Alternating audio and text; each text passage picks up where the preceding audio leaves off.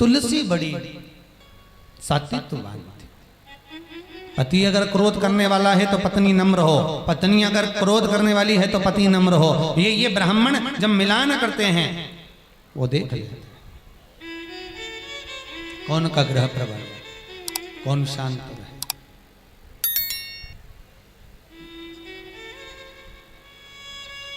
आज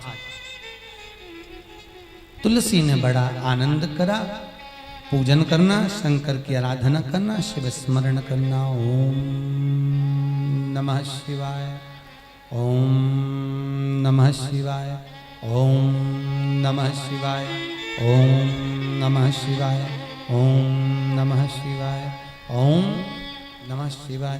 प्रतिदिन जपा करती, बैठी रहती, भजन करती, भोजन बनाती तो शिव का नाम जपती, पूजन कर रही है तो शिव का नाम जपती, कोई स्मरण कर रही है तो शिव का नाम जपती, वस्त्र आदि कर्म कर रही है तो शिव का नाम जपती। क्यों? क्योंकि हम काम करते रहें और नाम जपते रहे। नाम जपने में है क्या? भजन करो, जप। शंख चूर्ण को मारने के लिए देवताओं ने जब देखा कि अब इसका उपद्रव में बढ़ गया, अब ये परेशान करने लगा, अब ये कष्ट देने लगा, अब ये कष्टप्रद हो गया, तो देवताओं ने भगवान शंकर से जाकर विनती करी। भगवान शंकर ने नारायण को बुलाया। देखो शिव और नारायण का साझा देखो कि दोनों जब भी कोई कर्म करने जा रहे हैं तो दोनों जा रहे हैं। नारायण को बुलाकर कहा, नारायण एक काम करो, आप तुलसी के पास शंख चूर्ण का रूप रखकर चले जाओ और उस तुलसी का सात्वित्व डिगा दो। जब तुलसी का सात्वित्व डिगाओगे मैं उसके पति को मार दूंगा, क्योंकि उसके सात्वित्व से उसका पति है। उसका सात्वित्व डिगाना जरूर।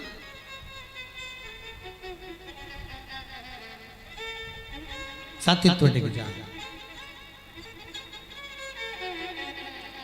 ठीक है। यदि सात्वित्व को डिगाना है तो नारायण को भेजा जाता है, क्योंकि शंकर तो जा नहीं सकते। भगवान नारायण तो हमारे छली हैं, उनको छलिया भी कहते हैं।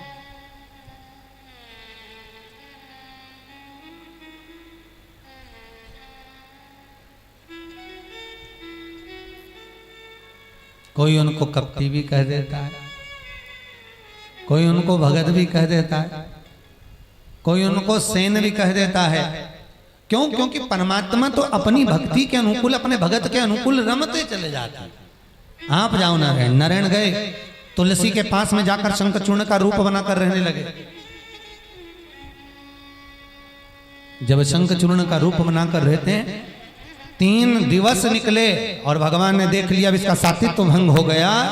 भगवान शंकर ने शंख चूर्ण को मार दिया। जैसे ही शंख चूर्ण को मारा तुलसी को मालूम पड़ गया मेरा पति नहीं रहा, जो यहाँ रह रहा है वो कौन? तुलसी ने देखा नारायण को और देख कर क्रोध आ गया तुलसी को, और तुलसी ने श्राप दे दिया, नारायण मैं तुम्हें श्राप देती हूँ कि तुम पत्थर के हो जाओगे। भगवान शालिग्राम जी के रूप में हो गए।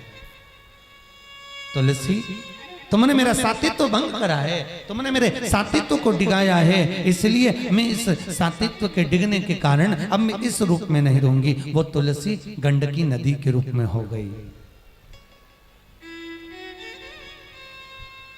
आप लोग दर्शन करे होंगे, ये जो शालिग्राम जी है ना, देखें दर्शन, काले पाषाण के रूप में जो बाबा रहते हैं शालिग्राम जी, ये काय में से प्रकट होते हैं, कहाँ मिलते हैं?